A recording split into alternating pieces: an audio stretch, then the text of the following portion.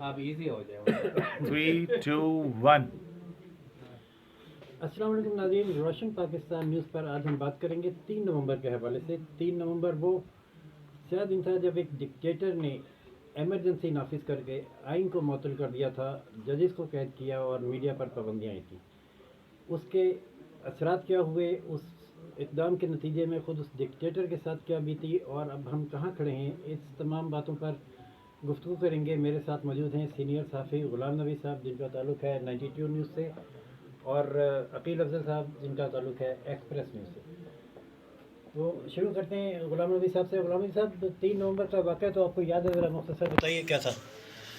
جی 3 نومبر کا واقعہ میں جانے سے پہلے میں آپ کو بتا دوں کہ جب یہ پی سی او امپوز کی تھی اس نے جنرل پرویز مشرف نے، تو اس کی اہمیت اس وجہ سے ہے کہ یہ واحد شخص تھا جس نے دوسری مرتبہ آئین کو معطل کیا تھا.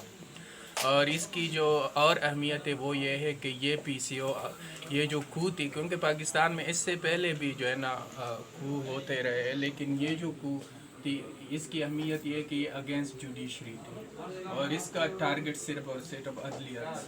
کیونکہ آپ کو یاد ہوگا کہ وجیہ الدین نے جو پریزیڈنشل الیکشن ہو رہے تھے تو جسٹس ریٹائر وجیہ الدین پرویز مشرف کے مقابلے میں امیدوار تھے، اور انہوں نے ان کی جو اہلیت تھی اس کو چیلنج کیا ہوا تھا. تو الیکشن وہ جو ان کی ایک آئینی پٹیشن انہوں نے یہاں سپریم کورٹ میں دائر کی تھی، اور اس پٹیشن پر جو ہے نا وہ سماعت جاری تھی. تو اس سے پہلے جو ہے نا وہ اس کا ایک راؤنڈ یہ ہوا تھا کہ جو سپریم کورٹ تھی اس نے وہ جو پٹیشن تھی انہوں نے کہا کہ یہ جو پراپر فورم نہیں ہے سپریم کورٹ اور الیکشن کمیشن میں جو ہے نا اس کو چیلنج کرے. وہ الیکشن کمیشن سے پرویز مشرف کے حق میں فیصلہ ہوا. تو وہ جو دوسرا جو راؤنڈ تھا لیٹیگیشن کا، اس میں جب یہ آیا تو انہوں نے کہا کہ جو وردی میں چونکہ یہ سرکاری ملازم ہے تو وردی میں پرویز مشرف صدارتی امیدوار نہیں بن سکتے.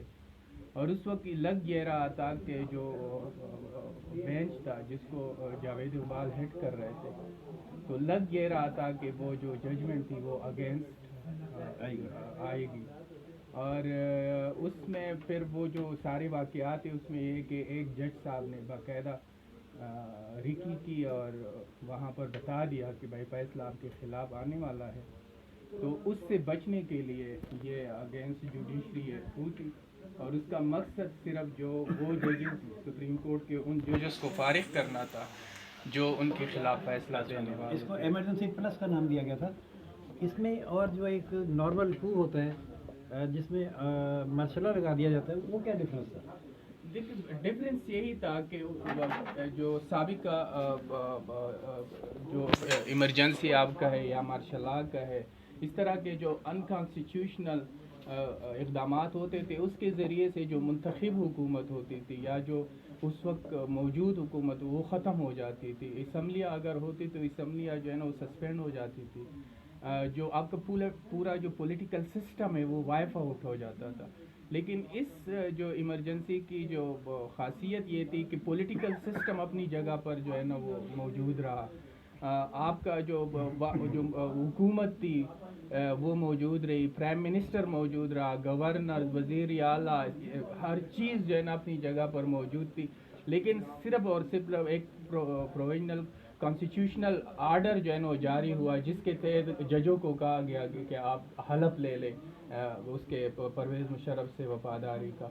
تو اس کی جو اہمیت یہ ہے کہ یہ جو ہے نا اس کا مقصد صرف اور صرف جوڈیشری کو ایک طرف کرنا تھا، اور وہ جو باقی جو چیزیں تھی وہ ایز اٹ از جو ہے نا وہ چلتی رہی. آئین پہ عمل درآمد ہوتا رہا، صرف ججز کو پی سی او کے حلف کے تحت پابند کرنا اور جنہوں نے حلف نہیں لیا ان کو قید کر دیا جانا گھروں میں. یہ بھی آئین کو سرورٹ کرنے میں آتا ہے، جس پر بعد میں ایک کیس بنا اور مقدمہ چلا اور اس میں پھر ایک سزا بھی ہوئی. ابھی کچھ روشنی ڈالی. جی بالکل. سب سے پہلے تو میں راشد صاحب یہ بتاتا چلوں کہ جس ٹائم یہ 3 نومبر کی ایمرجنسی لگی اس ٹائم میں جرنلسٹ نہیں تھا. مطلب یہ کہ بالکل ہم کہہ سکتے ہیں کہ کام شہری تھا. घर के ऊपर टीवी के ऊपर खबर सुनी कि जनाब मुल्क में ऐसे एक एमरजेंसी जो सदर साहब हैं उनकी जानिब से लगा दी गई, और फिर वकला की जानिब से उसके ऊपर ये ऐलानात किए गए कि हम इसको तस्लीम नहीं करते, क्योंकि ये सारी की सारी एमरजेंसी जो है वो सुप्रीम कोर्ट के एक आने वाले मुतवक्का फ़ैसले के डर खौफ से लगाई गई है, ठीक है। लेकिन उसके बाद जो रिएक्शन हुआ आवाम का या वकला का, जब जो उसके ऊपर प्रोटेस्ट शुरू हो गया, वो काबिल दी था। वो देखने वाला था कि जो वकला का जो प्रोटेस्ट था उसमें किस तरह से हर बंदे ने शिरकत की। मैं बीइंग एक आम शहरी भी मुख्तलिफ प्रोटेस्ट के अंदर जाता रहा हूँ, और वो जो प्रोटेस्ट की जो सूरत हाल होती थी वो भी बिल्कुल डिफरेंट होती थी। वो इस तरह नहीं होता था कि जिस तरह आज है, क्योंकि वो उस तरह से अवामी दौर, जमहूरी दौर नहीं था कि आप आएँ सड़क के ऊपर बैठ जाएँ, कोई आपको पूछेगा नहीं। उस दौर में जो प्रोटेस्ट होते थे बड़े कैलकुलेटेड करने पड़ते थे, बहुत ज़्यादा क्या कहते हैं वो उनके ऊपर सोचना पड़ता था कि भाई कहीं से वो हमें कुछ अरेस्ट ना हो जाए, कुछ और ना हो जाए। अच्छा, अब जो आपका कहना है कि ये बिल्कुल ये भी कू था, इसको कू इसलिए कहा गया कि होता क्या बेसिकली, आप कू कहते हैं कि इसको है जिसमें आप आइन को मुअत्तल करके फौरी तौर के ऊपर जो हुक्मरान होता है या मिलिट्री डिक्टेटर होता है वो एक अपना कानून ले आता है कि अब ये होगा, ठीक है। इसलिए इसको कू कहा गया। अगरचे ये सिर्फ और सिर्फ अदलिया की हद तक था, बाकी सारा का सारा सिस्टम जैसे गुलाम नबी साहब ने कहा, क्योंकि उस टाइम जो गवर्नमेंट थी, जो जमहूरियत थी, वो फौजी वर्दी के साए में थी। तो अभी नहीं ऐसा नहीं, अब तो सदर जो है वो बिल्कुल जो बिल्कुल सिविलियन है, ठीक है। उस वक्त सदर खुद थे, बावर्दी सदर थे, सारा कुछ उनके इख्तियारात में था। पहले वो चीफ एग्जीक्यूटिव बने, फिर उन्होंने इलेक्शन करवाए, एक जमहूरियत बैनुल-अक़वामी बरादरी को दिखाने के लिए, दुनिया को दिखाने के लिए कि देखें जी हमारे मुल्क में जमहूरियत है, मेरा तो कोई रोल नहीं है, वो लेकर आए। लेकिन वो था मिलिट्री कू ही उसके अंदर। लेकिन फ़र्क थोड़ा सा ये था कि सारी की सारी गवर्नमेंट्स तमाम की तमाम जो है वो उसी तरह चलती गई, सारा सेटअप उसी तरह, सिर्फ अदलिया की हद तक वो जो 3 नवंबर की जो एमरजेंसी थी वो लगाई गई। अच्छा, अब उस एमरजेंसी के बाद बाकायदा एक प्रोटेस्ट शुरू हुआ, और वो दौर भी आज के दौर से थोड़ा सा सिमिलर, अगर उस दौर उस हिसाब से नहीं है कि उस दौर में मिलिट्री जो थी वो बाकायदा फ़ौज का जो army chief of army staff था वो गवर्न कर रहा था। आज थोड़ा सा एक और सिमिलरिटी है, मैं आपको बताऊं, जो मुझे लगती है कि उस दौर में भी हर शख्स एहतजाज करना चाह रहा था, लेकिन किसी के पास उस तरह का कोई इशू नहीं सामने आ रहा था, या कह लें को कोई फ्रंट पर आकर एहतजाज नहीं कर रहा था। जब वकला इकट्ठा हुए तो उनके पीछे फिर हर तबका आपके जो मजहबी लीडरान हैं वो भी आए, जो सियासी लीडरान हैं उन्होंने भी उसको हवा दी, सब ने हवा दी, और अल्टीमेटली उस एहतजाज के नतीजे में पहले परवेज़ मुशर्रफ को वर्दी उतारना पड़ी, ठीक है। वर्दी उतारने के बाद फिर अल्टीमेटली उनको घर जाना पड़ा, और फिर उसके बाद जब अदालतें बहाल हुई, एक सुप्रीम कोर्ट की जानिब से एक फ़ैसला आ गया, उस फैसले के नतीजे में परवेज़ मुशर्रफ के ऊपर गद्दारी का मुकदमा चला, और उस गद्दारी के मुकदमे में फिर जो सज़ा हुई वो भी सबके सामने है कि उनको फांसी की सज़ा का फैसला सुनाया गया। साहब क्या फ़र्क था जो बाकी पहले कू होते रहे हैं और ये जो सिर्फ इमरजेंसी प्लस थी, बाकी किसी में ना मुकदमे चले ना सज़ा हो सकी, इसमें क्या वजह हुई कि मुकदमा भी चला और मामला सज़ा तक पहुंच गया? उस दो वजूहात है। एक वजह तो ये है कि इससे पहले जो इस तरह के गैर आईनी इक़दाम होते थे उसको सिर्फ जो है ना वो सिविलियन हुकूमत को या पॉलिटिकल गवर्नमेंट को उसका हटाना मकसद होता था, और फिर जुडिशरी के ज़रिए जो है ना उसको उन इक़दाम को वैलिडेट किया जाता था। तो जो दूसरा जो उसके वजह है वो ये कि ये जो है ना एक कॉन्स्टिट्यूशनल इदारा जो इससे पहले इस तरह के इक़दाम को वैलिडेट करने के लिए यूज़ होता था, उस इदारे को उन्होंने टारगेट किया। पाकिस्तान की एक नई तारीख थी कि जिसने पार्लियामेंट ने इसको वैलिडेट नहीं किया। और जो उसकी जो दूसरी वजह ये है कि जो 3 नवंबर के इक़दाम थे, जो उससे पहले के जो मार्शल आए थी या उस जो गैर आईनी इक़दाम थे उसको वैलिडेट किया जाता था। 8वीं तरमीम में जो ज़ियाउल हक़ के जो मार्शल था 8वीं आईनी तरमीम में वो वैलिडेट हो गया वो सारे, और उसको प्रोटेक्शन मिल गया। फिर आपको याद होगा जो 17वीं आईनी तरमीम में जो है ना वो जो 12 अक्टूबर के जो इक़दाम थे 1999 के जो अनकॉन्स्टिट्यूशनल इक़दाम थे वो वैलिडेट, उसको प्रोटेक्शन मिल गया। تو یہاں پر جو ہے نا سپریم کورٹ سے تو اس کو اقبال کیس میں تو ویلیڈیشن مل گئی، لیکن سپریم کورٹ نے پارلیمنٹ نے ان کو پروٹیکٹ نہیں کیا. 3 نومبر کے جو وہ اقدامات تھے پارلیمنٹ نے ان کو پروٹیکٹ نہیں کیا. اس لیے جب آئین نے ان کو تحفظ فراہم نہیں کیا تو جب یہ مارشلات آپ سمجھے یا جو ہے نا جو غیر آئینی حکومت تھی یہ جب ختم ہو گئی تو پھر جو ہے نا اس کے خلاف آوازیں جو ہے نا وہ اٹھنا شروع ہو گئی. اور پھر نواز شریف نے وہ بھی جسٹس جواد اسواجہ کی سربراہی میں ایک 3 رکنی بینچ تھا جس نے باقاعدہ جو ہے نا اس میں وہ کیس سن رہا تھا، اور اس میں گورنمنٹ نے سپریم کورٹ کو بتایا کہ ہم جو ہے نا وہ کرنے والے. تو سپریم کورٹ نے اپنے آرڈر میں جو ہے نا اس کو لکھ دیا کہ جو ہے نا حکومت جو ہے نا 3 نومبر کے اقدامات کے خلاف جو ہے نا جو سرغن ہیں یا جو اس کے اقدامات کرنے والے لوگ ہیں ان کے خلاف جو ہے نا وہ کارروائی جو ہے نا. آپ کو یاد ہے کیا کارروائی ہوئی پھر وہ اس آرڈر کے نتیجے میں؟ دیکھیں اس آرڈر کے نتیجے میں جو فوری طور پہ کارروائی تو نہیں کی گئی تھی، بلکہ وہ ہم تو یہ کہہ سکتے ہیں کہ اس آرڈر کے بعد حکومت نے اس کے اوپر وہ مٹی ڈالنے کی کوشش کی. لیکن جب ملک کے اندر کچھ اور ایشوز اٹھے تو ان ایشوز سے توجہ ہٹانے کے لیے یکدم چودھری نثار صاحب نے پریس کانفرنس کی اور کہا کہ ہم پرویز مشرف کے خلاف غداری کا مقدمہ جو ہے وہ فائل کرنے جا رہے ہیں، وہ بنانے لگے ہیں. اور ایف آئی اے نے فٹافٹ تیاری کی، فٹافٹ اس کے اوپر کیا کہتے ہیں وہ سارا کچھ کر کے اور ایک باقاعدہ سے ٹرائل کے لیے معاملہ جو ہے وہ اسپیشل کورٹ جو تھی وہ تشکیل دی گئی، اس وہاں پر معاملہ بھجوا دیا گیا. اسپیشل کورٹ کے اندر بھی جو کچھ ہوتا رہا، میرے خیال سے راشد صاحب وہ بھی کسی سے ڈھکا چھپا نہیں ہے کہ اس چیز کو بہت ایشو بنایا گیا کہ پرویز مشرف صاحب جو ہیں وہ پیش نہ ہوں، کسی طرح سے ان کو بچا لیا جائے، وہ کورٹ کے سامنے جائیں نہ، فرد جرم لگے نہ. کبھی وہ ہاسپٹل پہنچ کے بیمار ہو کر گھر سے اپنے فارم ہاؤس سے نکلے، کبھی وکلا کی ججز کے اوپر براہ راست الزام تراشیاں ہوئی جو ان کے وکیل تھے عدالت کے اندر. فائنلی کورٹ آ رہے تھے اور سب منتظر تھے تو بتایا گیا کہ راستے میں ان کے سینے میں تکلیف ہوئی ہے اور گاڑی ایف آئی سی کی طرف موڑ دی گئی. بالکل گاڑی اے ایف آئی سی کی طرف موڑی گئی اور اس کے بعد جو عدالت کے مختلف آرڈرز جاری کیے گئے، وہ آرڈرز جس طرح سے وہ اے ایف آئی سی کے اندر جو بتایا گیا ان تک پہنچ نہیں سکے. ان کو پیش کرنے کے لیے جو آرڈر دیے جاتے تھے پولیس کو، وہ اس طرح سے وہ ان پر عمل نہیں ہو سکا. بہرحال جو بھی تھا الٹیمیٹلی راشد صاحب ہم یہ کہہ سکتے ہیں کہ الٹیمیٹلی قانون کی فتح ہوئی. جتنی مرضی کوشش کر لی گئی کہ پرویز مشرف عدالت سامنے پیش نہ ہو، فرد جرم نہ لگے، وہ پیش بھی ہوا، فرد جرم بھی لگی اگرچہ اس کے اور اس کا فیصلہ بھی آیا. اور الٹیمیٹلی اب آپ اس کی دیکھیں گے کہ اپیل جو ہے وہ سپریم کورٹ میں پینڈنگ ہے، وہ اپیل ایک نہ ایک دن فکس بھی ہوگی. ٹھیک ہے جی، اور اس اپیل کی جو فیٹ ہے میرے خیال سے وہ کسی بھی آپ جو بالکل جونیئر وکیل بھی ہوگا نا اس سے بھی آپ پوچھ لیں اس کی فیٹ کیا ہوگی، وہ بھی آپ کو بتا دے گا اس کی فیٹ کیا ہے. رامل صاحب کہا جاتا ہے کہ وہ جیسے وکیل صاحب نے کہا کہ بڑا اس میں ڈیلنگ ٹیکٹکس یوز کیے گئے، تو یہ جو خان صاحب کا دھرنا تھا بڑا مشہور و معروف دھرنا جو ریڈ زون میں ہوا، جس میں سپریم کورٹ کے جنگلے پر شروانیں بھی ٹنگی گئیں، وہ بھی پرویز مشرف صاحب کو پروٹیکٹ کرنا بھی اس کا ایک مقصد تھا. کیا ایسا آپ سمجھتے ہیں ایسا تھا؟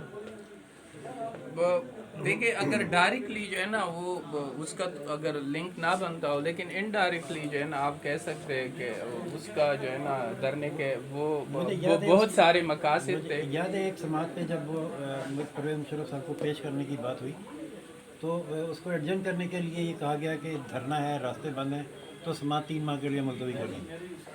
تو یہی میں کہہ رہا ہوں کہ وہ جو چونکہ وہ دھرنے کے بہت سارے عوامل تھے اور بہت ساری قوتیں تھیں جو اس دھرنے کے پیچھے جو ہے نا وہ کار فرما تھی، تو ہو سکتا ہے کہ جو ہے نا اس کے پیچھے جو ہے نا ایک مقصد یہ بھی ہو کہ پرویز مشرف کو ٹرائل سے بچایا جا سکے. لیکن وہ اس کو ہم ڈائریکٹلی یہ براہ راست اس پرویز مشرف کے ٹرائل سے اس کو ہم لنک نہیں کر سکتے. یہ ہم کہہ سکتے ہیں کہ بہت سارے جو مقاصد ہیں ان میں ایک مقصد یہ بھی ہو سکتا ہے کہ پرویز مشرف کا جو ٹرائل ہے وہ کسی طرح سے روکا جا سکے، لیکن وہ نہیں روکا. اور راشد صاحب اس میں معذرت کے ساتھ تھوڑا سا میں ایڈ کروں گا کہ جب بھی ملک کے اندر کوئی بڑا ایونٹ کیا جاتا ہے تو پھر ہم لوگ اس کا اندازہ اس طرح لگاتے ہیں کہ اس ایونٹ کے بعد ملک کے اندر تبدیلیاں کیا کیا ہیں. تو جو ایک جو میجر جو چینج آیا, جو ایک میجر چیز سامنے نکل کے آئی, ابھر کے آئی, وہ یہ تھی کہ پرویز مشرف صاحب کو باہر جانے کی اجازت مل گئی. وہ باہر چلے گئے اس نتیجے میں. تو اس سے یہ دیکھا جا رہا ہے کہ شاید اس سے یہ کہا جاتا ہے کہ جو کہ اس دھرنے کا جو کے مقاصد میں جو بارگین ہوئی, جو اس کے بدلے میں ان کو فائدہ ہوا کہ پرویز مشرف جو ہیں وہ بیرون ملک ان کو جانے کی اجازت مل گئی. اس سے پہلے جو اس ٹائم کے پرائم منسٹر تھے نواز شریف صاحب, ان کا بالکل سخت موقف تھا کہ یہ باہر نہیں جائیں گے, لیکن الٹیمیٹلی وہ اس پوائنٹ کے اوپر انہیں سرنڈر کرنا پڑا اور پرویز مشرف جو ہیں ملک سے باہر چلے گئے.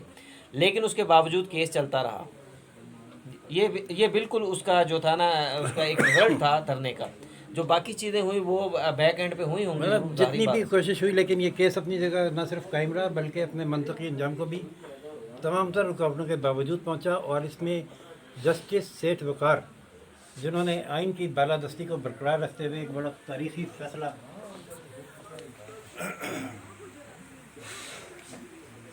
جسٹس سیٹھ وقار کی آپ نے ابھی تصویر دیکھی, تاریخی فیصلہ انہوں نے یہ سنایا کہ آئین شکنی کے جرم ثابت ہونے پر پرویز مشرف کو سزائے موت کا حکم دیا جاتا ہے. 5 مرتبہ. 5 مرتبہ کی کیا لاجک تھی؟ وہ مطیع جان صاحب آپ 5 counts میں ہے نا, بتائیں گے کہ 5 مرتبہ کیوں آیا؟ اس میں مختلف الزامات تھے آئین سے سنگین غداری کے. ایک تو یہ تھا کہ انہوں نے آئین توڑا, سب ورشن کیا ان کی. دوسرا جو اعلیٰ عدلیہ کے ججوں کو زبردستی کام سے روکا, یہ بھی آئین سے سنگین غداری تھی. پھر ان کو گھروں میں جو قید کیا, یہ بھی آئین سے سنگین غداری تھی. پھر جو کور کمانڈرز کانفرنس کے ذریعے جو پروکلیمیشن جو جاری کیا گیا, وہ جو دستاویز انہوں نے دستخط کی, وہ بھی آئین سے. تو ایک ہی واقعہ تھا, لیکن اس میں مختلف مراحل میں جو جرائم کیے گئے, تو 5 مرتبہ ان کو سزائے موت کی سزا سنائی گئی. اور سیٹھ وقار نے کہا کہ جنرل مشرف کی جو ڈیڈ باڈی ہے اس کو گھسیٹ کے ڈی چوک میں لایا جائے, ان کیس اور اگر وہ نہیں آتے, اگر وہ پہلے ان کی ڈیتھ ہو جاتی ہے, اور پھر 4 دن تک اس کو لٹکایا جائے. تو اس جسٹس وقار سیٹھ کے اس فیصلے سے ان کے دوسرے 2 ججوں نے تو اتفاق نہیں کیا, مگر یہ ایک تاریخ کا حصہ ہے, ایک ریکارڈ کا حصہ ہے.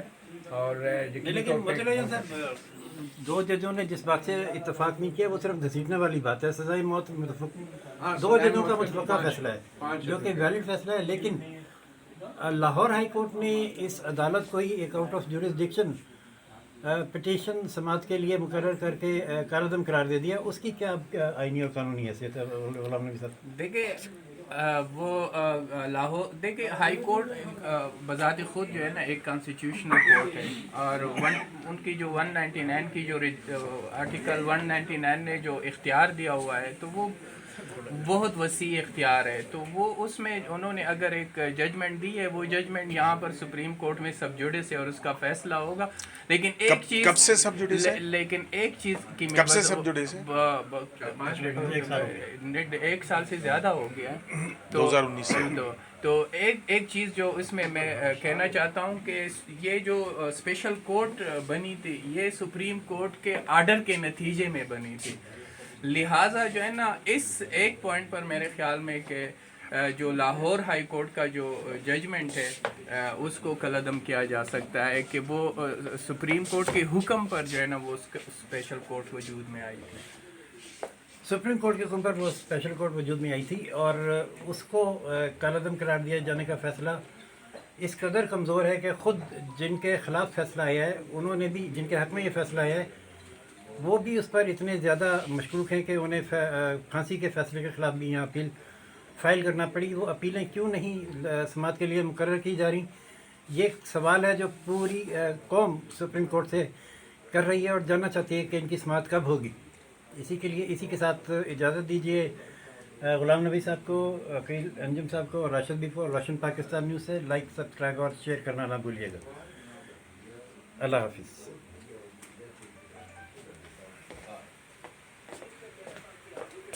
ہاں جی, خیریت سے ہو؟ کیا ہو رہا ہے؟